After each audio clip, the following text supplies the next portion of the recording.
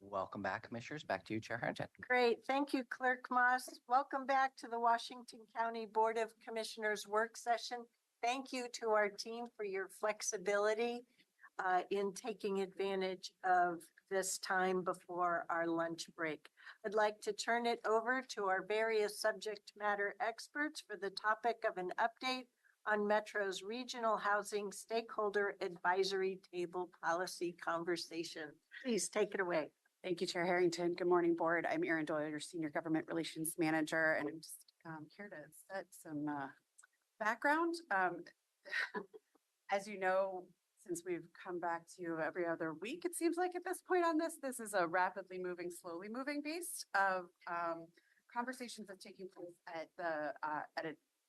in many forms and at many tables. But the primary table has been the stakeholder advisory table that Metro has put together related to how to find funding for additional affordable housing development is the stated purpose of that table. But the table has really has narrowed down its decision-making on how to find these funds by putting together scenarios that very much only look at one source of revenue, and that is the SHS income tax. So before the final meeting, which is scheduled for Friday, we wanted to make sure your board had an idea of what has been put on the table in various conversations, not just at the stakeholder meetings, but through conversations that we've had related to individual options of how they might go about reforming the SHS ballot measure.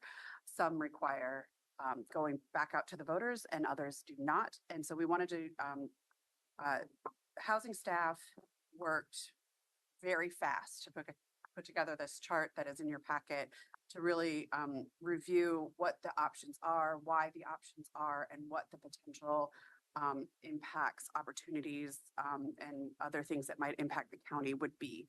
And this is to help in many ways as staff continues these conversations, but more importantly for Chair Harrington, who is at the final meeting and has to go over whatever they put out. We still haven't seen their proposed agenda for Friday's meeting, but we assume that there will be additional refinement of the 3 proposed scenarios for further conversation so that the advisory table can make its last feelings known to Metro's Chief Operating Officer, who will then turn around and make a recommendation to her council. The expected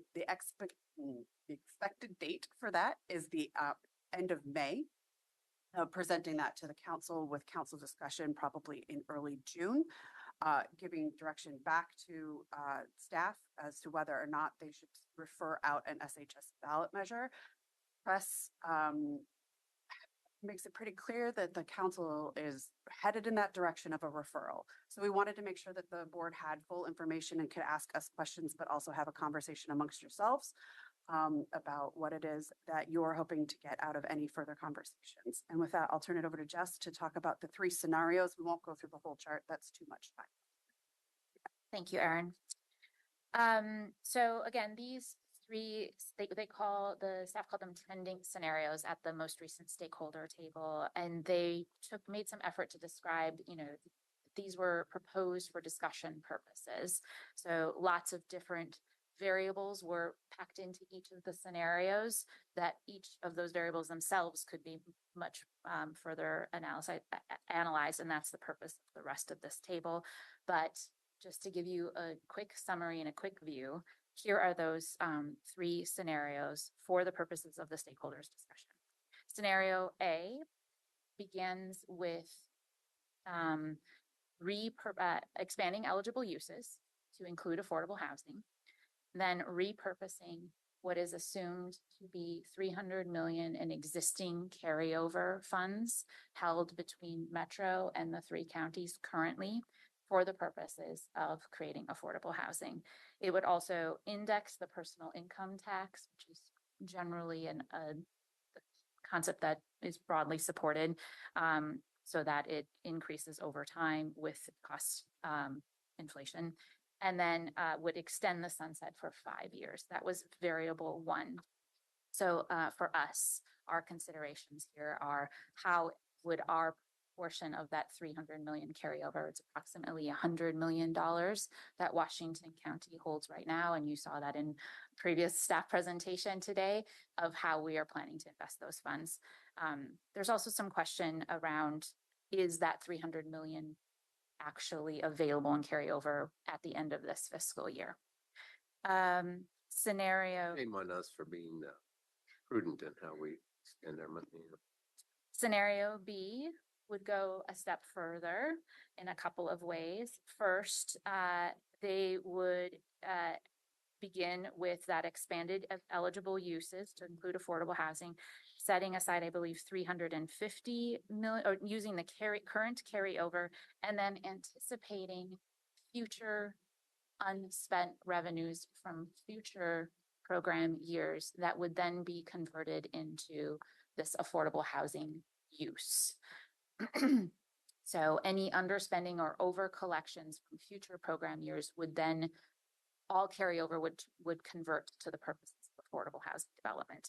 And so there were assumptions about how much that might be. You see those in the explanation section, 350 million now, maybe 400 in the future for the development of affordable housing.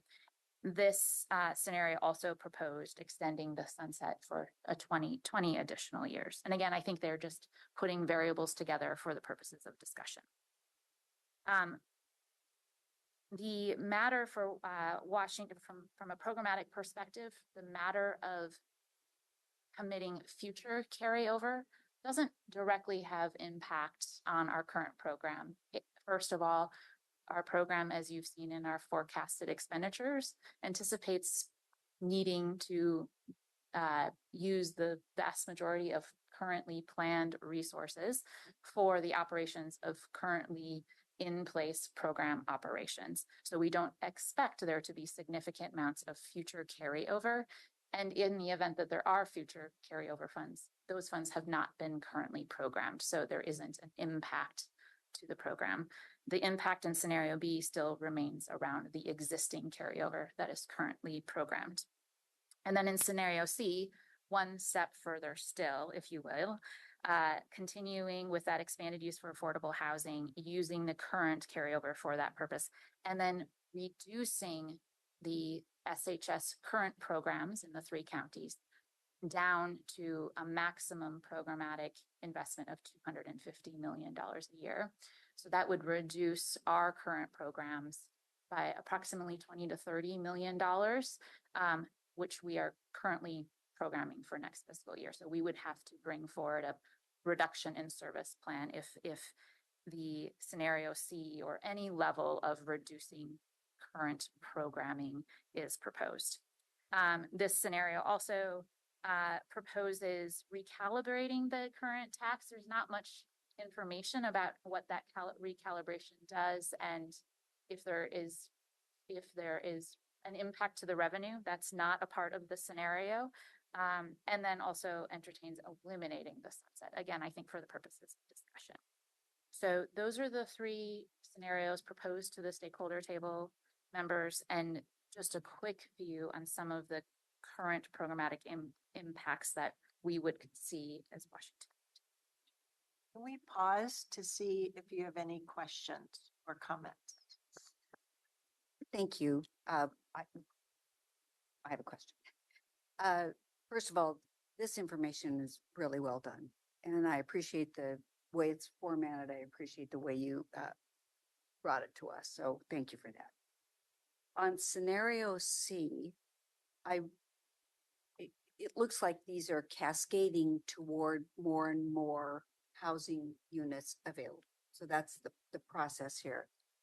Scenario C changes dramatically from using overages to capping the program, but it also eliminates the sunset. And you said that there's a potential recalculation of the tax base. It says recalibrate current business tax.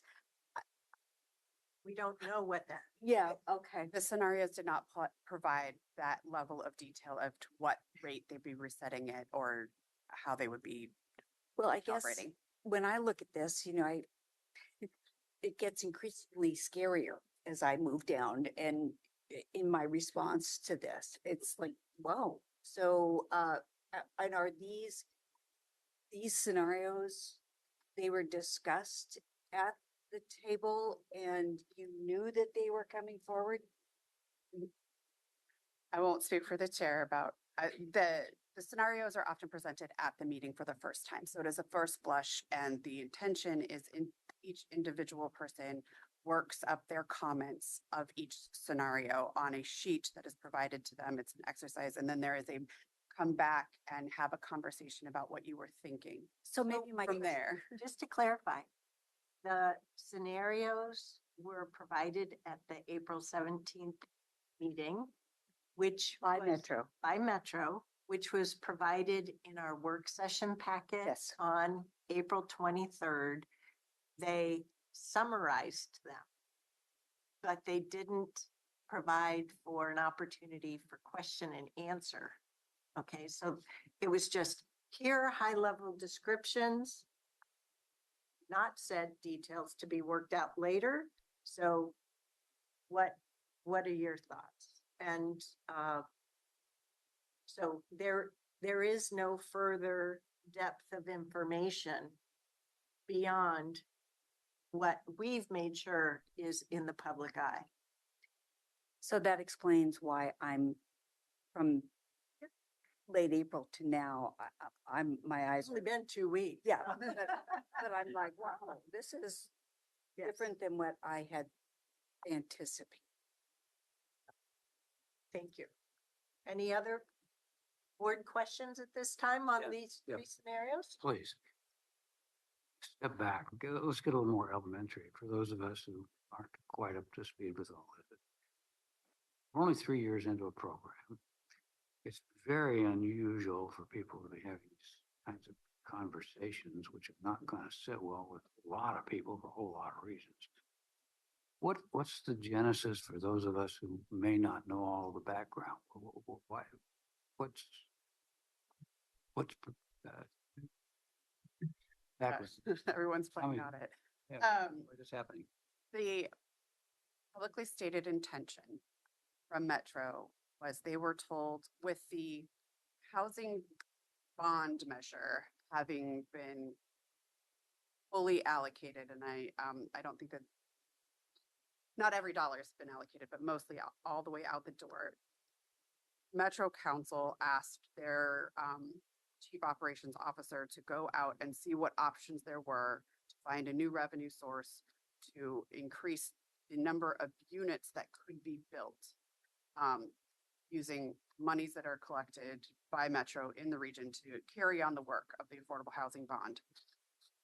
There have been 3 things that have been put out there at the beginning of this. One was to do nothing and just let that program rest where it was.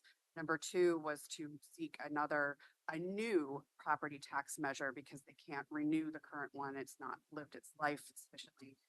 So a new property tax measure, which they declared politically unviable at the 3rd meeting. And the 3rd, which is what this conversation has led us down the path to, is not recalibrating, essentially changing the SHS revenue measure.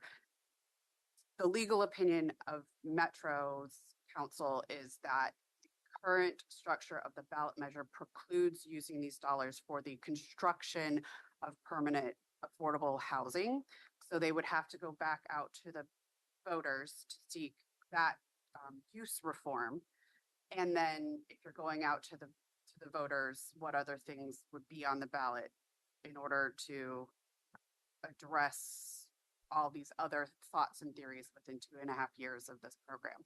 So it's been kind of walking down this path. It has become more and more visible in these conversations that the SHS revenue stream is the only stream of funding that they're considering for purposes of building more affordable housing, which is not currently allowed under Metro's legal opinion as an allowable use for these SHS funds. That's how we've gotten to where we are now. Thank you. It helps kind of put it in context. Nobody thought about any of this before, I guess. I was not part of that. I will not I speak know. to that. I can weigh in, Roy, on my two bits with on that. First of all, the $250 million they thought was the reach. I sat in on those meetings before they took it to the voters. And so I think for someone to say, well, actually, that's going to get to 400 was outside of their certainly their projection. So here we have a situation where we set up a program where we think Tri-County was, we're going to have $250 million. Now we have considerably more. So it's a little bit of a, wow, we have some found money. Let's repurpose that money into something where the voters have said, we're not sure we're going to support an affordable housing concept right now. So to me, it's a little bit of a money grab. But at the same time, we are out of affordable housing money here in Washington County. So it would be nice to have some of that. I can't say that I particularly embrace A, B, or C. So my question to you is there multiple choice? So if we could first just finish on questions Okay. and then keep going. Okay. That'd be great. So you're all set. You didn't have any other questions? Nah, just my commentary that probably, fine. Well, I do want to highlight, Commissioner Rogers, that scenario B does talk about indexing the personal income tax threshold because that's the nature of it. And so as over the course of the next 10 years, as salaries and whatnot, it's a technical problem, right? It could be a technical fix of indexing that personal income without changing any thresholds. But I just wanted to make sure to bring voice to that. Commissioner Fye, do you have any questions? I do. Thank you, Chair. I want to understand the sunset. First, I want to start off. I did have a question about the bonding situation, but first scenario A says extend sunset for 5 years. So that is the current measure is 10 years, adds 5 more years. Yes. As proposed. Yep. That's proposed. And then this one would add 20 more years, or does that extend 20 years? So it's Or 20 plus the, 10 plus 20? yes. Okay. And then the other one eliminates, does that mean there will be no sunset? There will always be a Yes. supportive housing measure Until indefinitely? until such time that the voters would keep it. It would exist. Thank you for that. And the reason for 20 years is because that's the bonding. Yeah, They need a 20-year run. the, Scenario B. oh, I see. I was following you just when you were explaining the periodic bond issuance. Could you say, like, I'm not sure, I got the first explanation of scenario A with the bonding, but I'm not sure I followed this one. How does that work with the sunset being extended to 20? So every 5 years, every 2 years, is this what's happening? We don't know exactly what Metro is thinking. We just know that their finance Okay. director is contemplating, because the income tax is more volatile than, say, a property tax. They recognize that as they're looking at how do they bond a portion of it. So one of the things they're contemplating is doing it on a more periodic basis. We don't know if that means 2 years, every 5 years, but looking at the forecast and the accumulated amount of carryover unspent funds or over collection, and then creating a bond, a 20-year bond against that portion of it at that time. Thank you. So But it also relates to what voters approve a bond for an amount, Mhm. generally for a capital bond. But bond counsel only allows you to issue the actual bond in the financial market with a specific proposal that you can reasonably spend out 5 to 7 years. We've all heard this before with many different bonds, including our own type of bond. So the bond payback period, since it is the 20 years, but the actual issuance of the bond would be done in this shorter time period. That's where the different dates come in. They're different concepts. And then before you move on from bonding, if I might add from our programmatic consideration, the matter of bonding impacts our programmatic work because as Molly described, these funding sources are volatile in nature. They're heavily dependent on the economy. And if any of the revenue is bonded against, then that becomes the priority payment of the program. And the other remaining non-bonded portions of the program, our shelter operations, our rent assistance operations, all of that becomes more susceptible to the changes in the economy. So that's our programmatic consideration for any scenario of bonding. Which is documented under the staff analysis. Yeah, and moving on to the staff analysis, thank you, Chair. The least impact, one was doable, the other one was worst case scenario. Are we getting, I guess maybe I'm getting ahead of but my question was, which one are we? Where are we? Scenario 0 was the one that you all approved at the April 23rd work session. Because as the staff presentation talks about, if the Metro Council claws back the funding, then the tri-county deliverables are affected.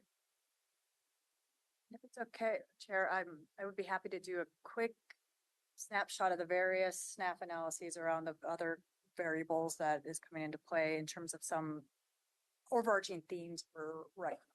So question. You anticipated 30 minutes. We're now running up to the lunch hour, and I have a couple of comments I want to make first. So before we react to your proposal, are there other questions? I'm done, Chair. Okay, so I really appreciate your putting this table together, but I want to note a couple of things. On scenario B, current carryover plus future unspent funds. So Metro would bond against the current carryover. So underscoring the fact that the current work is affected in scenarios A, B, and C. It's over in the explanation that I want to make a point. In A, you talk about that Metro estimate 300 million carryover and estimate it would create 1,018 units. In B, estimates 350 million in 3 years with commensurate level of units developed. Aha. You chose a different wording here. So it's not developed in the 3 years, right? It's, if you wanted to say developed or developable, it'd be in future years, right? Because it takes time to build. So they're talking about estimating 350 million collected in 3 years, but not the unit timeframe. So I'm just trying to point that out, but here's where I'm really ultimately getting to. I think we, or at least some of us, know that with the current affordable housing bond proposals, we've really used up a lot of capacity for the low-income housing tax credits and the private activity bonds. And competition is fierce for those. And so I think there's an issue that we might want to document in this table that exists, and you haven't. But you all live this each and every day, but it is a gating item for being able to develop the financial proposals to then construct the affordable housing, which is why I just wanted to mention it, bring it forward for consideration, for your consideration and documentation, because I think this table could be used, right? Because we haven't had the opportunity of this kind of analysis by anyone. That's all. Could I ask you, Chair, a clarifying question here? Are you saying that there are other factors toward developing those units? As they've been telling us for months Yeah, now. yeah, I Yes. understand, but I I'm just not want the to make. subject matter expert, so you're asking Okay. me, but I'm pivoting it over to the expert. Okay, so that there are other factors in the environment that affect getting to that number, whether it be 1,018, 1,187, or whatever. Okay, thank you. I just wanted to. I think what we're wanting to make sure is, for the record, we were not a part of the modeling exercise Right. that they came up with these unit productions. We don't know what assumptions have been built in there, but we do know from experience that these things do take longer than were originally estimated, because it can take up to 5 years to get a project funded and built, and occupied. And that's when you can get all the financing together. So we can certainly elevate the issue that their modeling should take into account. I'm guessing there is an assumption that this, based on the availability of private activity bonds, is my guess. We don't have it. We need to further dive into their assumptions to better understand, pull the curtain back a bit more. Thank you.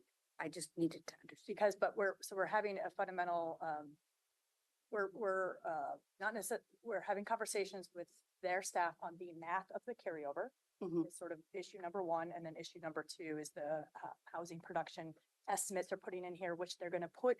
We're concerned if they put that actually in a ballot measure, because that does start getting to Jess's point. When you start bonding, issue debt, you start putting out targets in the public, that becomes the number one priority over all the other components that we have funded for SHS to meet the original goals. Intent. So it has to be calibrated, tied to that piece. If I might add one more consideration that came up about this matter of modeling, Chair, I appreciate you raising this. This was a question that was asked at the stakeholder meeting about their targets for PSH units. They projected that the majority of the units developed under these scenarios would be permanent supportive housing, and answered a question clarifying that the funding for rent assistance and services to achieve those PSH units were not included in the modeling, so were assumed to be available through remaining SHS funds, which again adds a layer of restriction into our county programmatic work, because those priorities become those programmatic needs become prioritized over other programs like shelters, outreach providers.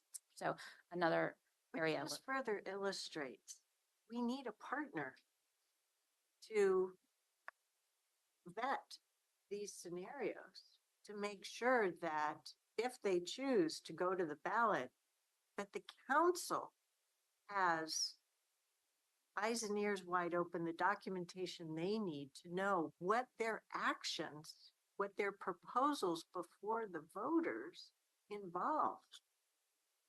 And the three counties have been asking for it, both at the elected level and the staff level. And we'll continue to press for as long as possible.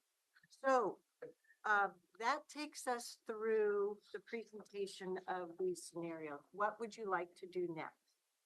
Well, I was hoping, I know for the interest of time, would love to elevate sort of four what we think of as crucial issues and themes, and would love to get you elevating. Great question. Let me help you out here, because I don't want you to rush. Is it possible for you to go through the remainder of the information, including Q&A, till 12:30 in another half an hour? And would the board be willing to take the lunch break from 12:30 to 1:30?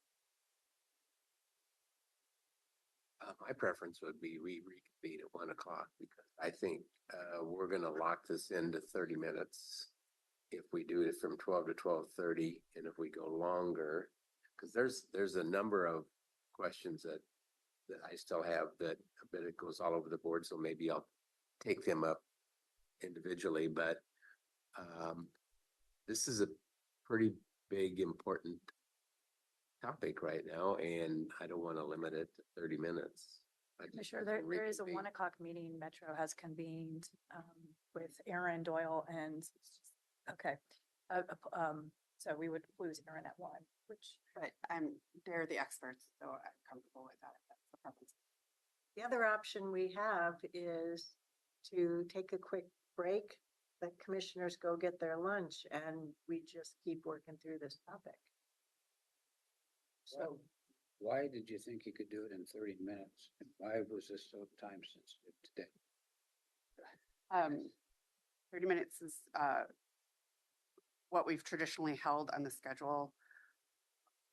The urgency is because of the meeting on Friday. We wanted to make sure that this conversation took place before that final stakeholder table meeting where these things would be discussed. So you had an opportunity in case you had feedback that you wanted to provide to inform that process, but also to make sure that if any one of our service providers or partners came to you to ask questions, that you would have that information prior to Friday.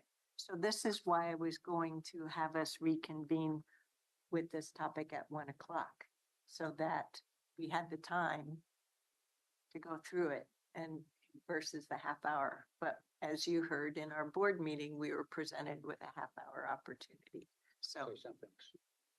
Because I don't understand this as much as other people, but not quite the track. But this feels not much like a partnership. It feels like, what do we care? Being a part, they're going to do what they're going to do and then make our comments. I mean, I know that's snarky, but it just doesn't feel real collaborative. We have to rush because somebody else is having a meeting on a topic that it's right on. It's an important topic. no, it is the reality of the situation. We don't have an agenda or any materials yet for Friday's meeting. Staff's done a really great job of trying to examine this from what little interaction they've been able to have with their peers. So that's where they've gone above and beyond in putting together these additional sections that are important for us to go through and will be beneficial for the remaining staff conversations that occur prior to this Friday's meeting. Then we'll have Friday's meeting. We'll come back to this topic at our work session next Tuesday and keep being on the journey as best as. What firm yours? No, I Yeah, understand where you're coming from. We have a Slow voice down. at this time, Chair Harrington. but this meeting that's 1 o'clock, Chair Harrington's not going to be Oh, there. no, You're there. that is a staff conversation, as requested by us again, to have a better conversation. So it is, the GR staffs from all 4 organizations. Anybody Metro on in the- the 3 counties. Anybody on the same page in the 3 counties? All 3 counties are speaking with one voice, working in partnership, because we each have the same fundamental effort in place to serve the community. So, towards that end, at our Tri-County Chairs meeting yesterday, we reaffirmed that we're still looking for our 4th partner. There are a multitude of variables we could be discussing. But we can't do it just as the 3 of 4 entities. We need the 4th. So, hence the 1 o'clock meeting, hence additional meetings leading up to Friday's meeting. So yeah, it's the heat of the moment. So my stomach's gonna start to growl. I've got my sandwich right here, so I can be rude and eat. But what do the rest of you want to do? I have my lunch with me. I'm flexible. Lunch isn't the issue with me. I do have to run home and get a document for my 3:30, but that takes me 15 minutes to do that. So, and I can grab lunch somewhere here or something along the lines. I don't really care. I just want us to have time to have more of this conversation. Yeah, I'm with you 100%. I don't care either. I find it. I will have to go get a sandwich from cafe, but, so convene at 1 o'clock? Is that the suggestion of the table? No, I think No, we're we're gonna gonna convene keep like going right 20 now. minutes. And 20 minutes? Okay. we're Take a just break, gonna get your keep lunch, going I'm back and- here. Okay. and And get we'll through eat it. as we go through this? Yep. That, okay, I'm So good with we're that. gonna- We're gonna, I knew need a little bit more certainty, so I'm on the road there and back. So how about, well, 30 times certain we reconvene? Can we do that? Or do you just want to grab them and go back in? Heard you suggesting that we work until 12:30 and then you take a break. No, I didn't say 12:30. Let's just keep going and get through it. And this is Okay. what happens when we do stuff on the fly by committee, we gotta, there's lots of variables. If you want to, you were positing a new idea. Let's take a break and you can go run your errand and you can go get your lunch and then we'll reconvene. And unfortunately, you'll be putting up with the noise of, Noshing. yeah. I'm not even gonna comment on that, but okay, yeah, I can be there and back in 22 minutes. But that's 12:30. Yep. I'm just gonna leave this here, okay?